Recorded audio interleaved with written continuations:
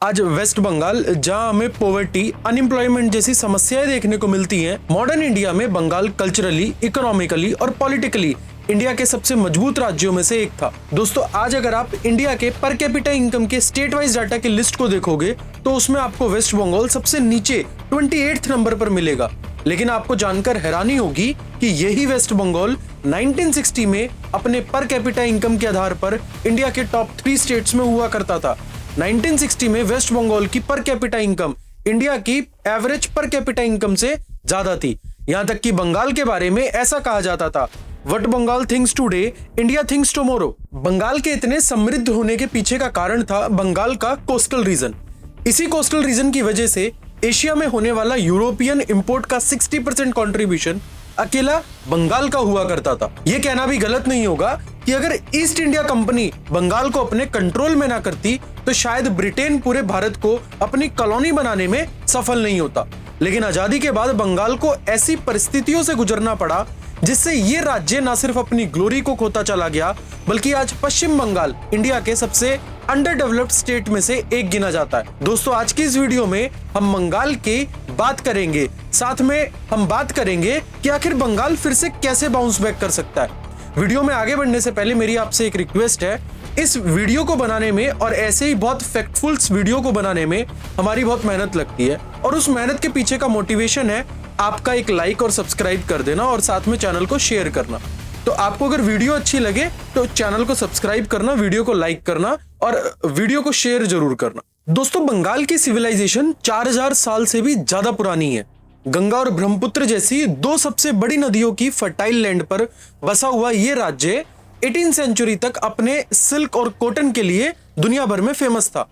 बंगाल में rich handloom industry में काम किया करती थी, जिससे बंगाल में बने कपड़ों का एक्सपोर्ट दुनिया भर में किया जाता था। भारतीय कपड़ा इंग्लैंड और यूरोप के बाकी हिस्सों में, चाइना और जापान, बर्मा, अरब, पर्शिया और अफ्रीका में इंपोर्ट किया जाता था और इसका सबसे बड़ा हब था बंगाल। टेक्सटाइल के साथ ही बंगाल के हैंडीक्राफ्ट्स भी पूरे देश में फेमस थे। दोस्तों, बंगाल का इसी बिजनेस के चलते 18वीं सेंचुरी तक इंडिया की जीडीपी ग्लोबल जीडीपी के लगभग 25% कंट्रीब्यूट किया करती थी। इसलिए ब्रिटिशर्स इंडिया में किसी राज्य पर अगर सबसे पहले कब्जा करना चाहते थे तो वो बंगाल था। ब्रिटिशर्स ने जब बंगाल पर कब्जा किया तब ब्रिटिशर्स के आने के बाद यहाँ तेजी से वेस्टर्न एजुकेशन का फैलाव हुआ, जिससे आगे चलकर देश को कई ब्रिलियंट माइंड्स मिले। ब्रिटिश इरा में भी बंगाल एजुकेशन में आगे था। यही वजह है कि आईसीएस, जो आज का आईएएस का एग्जाम है, उसमें ढेर सारे लोग बंगाल के निकलते थे। अगर कोई किसी को बंगाली बाबू कहता था तो उसको एजुकेटेड और इंटेलिजेंट अज्यूम किया जाता था। लेकिन 1947 में देश की आजादी के साथ हुए पार्टीशन ने बंगाल के एक बड़े हिस्से को उससे अलग कर दिया। टूटे हुए हिस्से को ईस्ट पाकिस्तान यानी आज का बांग्लादेश बना दिया और इसी तरह इस बंगाल की चमक आजादी के साथ साथ धीमे पड़ने लगी। नेक्स्ट 1-2 डिकेड में बंगाल धीरे धीरे देश के बाकी राज्यों से भी पिछड़ने लगा और आज कंडीशन ये है कि बंगाल की 20% पॉपुलेशन गरीबी रेखा के नीचे जीने को मजबूर है। अनएम्प्लॉयमेंट रेट 4.84% है और 18.7% लोग खाली पेट सोने को मजबूर है। दोस्तों, हमने आपको शॉर्ट में बंगाल का डार्क पास्ट तो बता दिया। आइए अब जानते हैं कि कैसे बंगाल खुद को फिर से रिवाइव कर सकता है और इसके क्या क्या हमारे पास सॉल्यूशंस है। तो क्या क्या कारण रहे जो बंगाल अपने 3rd नंबर से 28th नंबर पर पहुंच गया पर कैपिटा इनकम के आधार पर। तो दोस्तों, बंगाल को काफी लंबे टाइम से पुअर गवर्नेंस का सामना करना पड़ा। ऐसा इसलिए हुआ क्योंकि 1967 से 1971 के बीच बंगाल में लेफ्ट पार्टीज की वजह से स्टेट में स्ट्राइक और लोकल आउट्स के केसेस अचानक से बढ़ गए, जिससे बहुत सी कंपनियां इस बढ़ते स्ट्राइक कल्चर से परेशान हो गई थी और वो बंगाल से शिफ्ट होकर दूसरे कोस्टल एरियाज जैसे महाराष्ट्र या गुजरात की तरफ माइग्रेट करने लगे। 1960 में जहां बंगाल पर कैपिटा इनकम में महाराष्ट्र, गुजरात के बाद तीसरे नंबर पर आता था, बंगाल की per capita income overall India की एवरेज पर कैपिटा इनकम से ज्यादा थी। वहीं प्रेजेंट में बंगाल सीधा 3rd पोजीशन से 28th पोजीशन पर आ गया। दूसरा सबसे बड़ा कारण था वहां का एग्रीकल्चर लैंड। तो दोस्तों, आजादी के पहले और बाद से बंगाल की एग्रीकल्चर पर डिपेंडेंसी बहुत ज्यादा है। बंगाल के टोटल 56 लाख हेक्टेयर्स के कल्टीवेबल एरिया एग्रीकल्चर के लिए इस्तेमाल किया जाता है, जो कि राज्य के टोटल लैंड मास का 63% ही है। इसके बावजूद भी बंगाल की जीडीपी में एग्रीकल्चर सिर्फ 23% ही कंट्रीब्यूट कर पाता है। ऐसे में अगर बंगाल सरकार पंजाब और हरियाणा की एग्रीकल्चर रिफॉर्म्स का इंप्लीमेंटेशन अपने स्टेट में करे तो इससे वेस्ट बंगाल को एग्रीकल्चर सेक्टर में बूम देखने को मिलेगा, क्योंकि यहाँ की जमीन बहुत ही फर्टाइल है। ऐसे में किसानों को सब्सिडीज और इरिगेशन फैसिलिटीज, क्रॉप डाइवर्सिफिकेशन का प्रमोशन और मार्केट लिंकेजेस क्रिएट करके सरकार सीधा किसानों को फायदा पहुंचा सकती है। इतनी फर्टाइल लैंड होने के बाद भी आज बंगाल का फार्मर अपनी लैंड का मैक्सिमम पोटेंशियल अनलॉक नहीं कर पाता। यहाँ गवर्नमेंट को न्यू एग्रीकल्चरल टेक्नोलॉजी की किसानों को अवगत कराना चाहिए और बहुत कम इंटरेस्ट पर लोन प्रोवाइड कराना चाहिए। ऐसे करके ही बंगाल के एग्रीकल्चर सेक्टर में बदलाव लाया जा सकता है। तो अगर मैं सबसे तीसरे कारण की बात करूं जिसकी वजह से बंगाल आज इस स्थिति में पहुंच चुका है, तो दोस्तों वेस्ट बंगाल जब दो हिस्सों में बटा तब उसको अपने नेचुरल रिसोर्सेज गंवाने पड़े, साथ ही एक बड़े पैमाने पर इलीगल इमिग्रेशन का भी सामना करना पड़ा जो 1970 से शुरू हुआ। वेस्ट बंगाल की माने तो 1971 में करीब 60 लाख रिफ्यूजीज ने ईस्ट पाकिस्तान से वेस्ट बंगाल में माइग्रेट किया और 1980 तक ये नंबर 80 लाख तक पहुंच गया, जिसने बंगाल की इकोनॉमी पर एक्स्ट्रा बर्डन डाल दिया।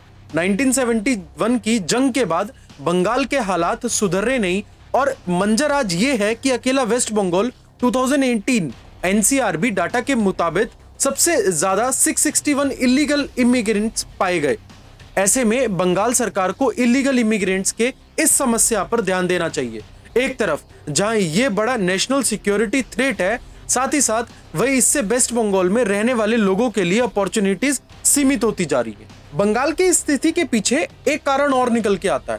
तो दोस्तों west Bengal land reforms act 1955 में सरकार ने जो लैंड रिफॉर्म्स किए थे उसके अकॉर्डिंग ये तय नहीं हो पाया था कि कौन सी जमीन एग्रीकल्चर के पर्पस के लिए इस्तेमाल की जाएगी और किस पर इंडस्ट्रीज को सेटल किया जा सकता है। इसलिए बंगाल में इंडस्ट्रीज पर 1 लाख लोगों के मुकाबले बहुत कम फैक्ट्रीज है, जिसकी वजह से लोगों को बहुत कम रोजगार मिल पाता है। इस लैंड रिफॉर्म्स एक्ट के कंफ्यूजन की वजह से ही बंगाल में जब भी किसी इंडस्ट्री को सेट करने के लिए जमीन अलॉट की जाती तो वहां के किसान इसका विरोध करने लगते, ये कहते हुए कि जिस जमीन पर आप इंडस्ट्री को सेट किया जा रहा है वो एग्रीकल्चरल लैंड है। इससे आप टाटा के नैनो के प्रोजेक्ट के एग्जाम्पल के जरिए समझ सकते हैं। जब टाटा को बंगाल में किसानों के बैकलैश की वजह से अपनी 150 करोड़ की फैक्ट्री बंद करनी पड़ गई थी। ऐसे में अगर वेस्ट बंगाल को वापस से अपनी टॉप की इकोनॉमिक पोजीशन गेन करनी है तो सबसे पहले बंगाल सरकार को जरूरत है कि वो इन लैंड रिफॉर्म्स पर काम करे, क्योंकि आज कोई भी इंडस्ट्रियलिस्ट ऐसी जगह तो अपनी फैक्ट्री नहीं लगाना चाहेगा जहां उनका इन्वेस्टमेंट ही सिक्योर नहीं हो। अगर बंगाल चाहता है कि उसके इंडस्ट्रियल डेवलपमेंट का सपना ठंडे बस्ते में ना जाए तो उसे बाकी कंपनीज और फॉरेन इन्वेस्टमेंट को यह यकीन दिलाना होगा कि उनके लिए बंगाल में जगह है और वो आसानी से यहाँ अपना ऑपरेशन कर सकते हैं और यहाँ अपनी फैक्ट्रीज को आसानी से चला सकते हैं।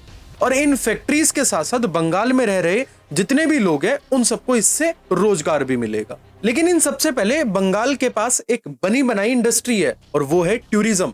वेस्ट बंगाल की आधी इंडस्ट्रीज, मिनरल्स और खदानें भले ही बंटवारे के दौरान चली गई हो, लेकिन उनकी प्राकृतिक सुंदरता और टूरिस्ट अट्रैक्शन उसे आज भी टूरिस्ट हॉटस्पॉट बनाते हैं।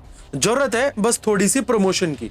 बंगाल में कलकत्ता शहर में जहां विक्टोरिया मेमोरियल, प्रिंसेप घाट, दक्षिणेश्वर काली मंदिर टूरिस्ट के लिए सेंटर ऑफ अट्रैक्शन है, वहीं दूसरी तरफ वेस्ट बंगाल की ऐसे भी कई हिस्से हैं जिनमें टूरिस्ट पॉइंट्स के तौर पर प्रमोट किया जा सकता है, जैसे कि सिलीगुड़ी, हिमालयन की गोद में बसा एक ऐसा शहर जो बहुत सारे टूरिस्ट की नजर से दूर रह जाता है। यूं तो पश्चिम बंगाल में कई टूरिस्ट स्पॉट है। दार्जिलिंग और जलपाईगुड़ी शहर के बीच मौजूद ये शहर अपने कई पर्यटन स्थलों के लिए प्रसिद्ध है।